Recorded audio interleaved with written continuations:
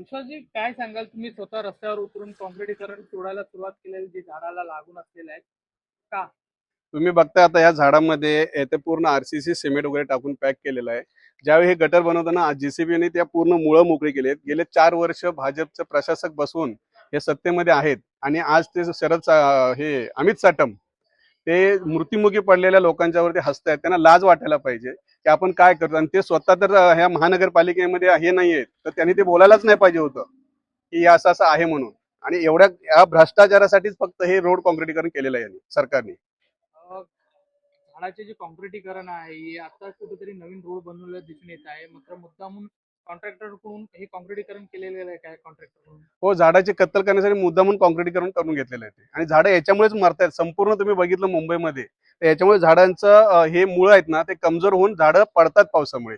एवढ्या कमी अजून पाऊस तर काहीच नाही झाला. 3 ते 4 दिवसच पाऊस आहे. याच्या पुढे आणखी काय होईल त्या झाडांची अवस्था?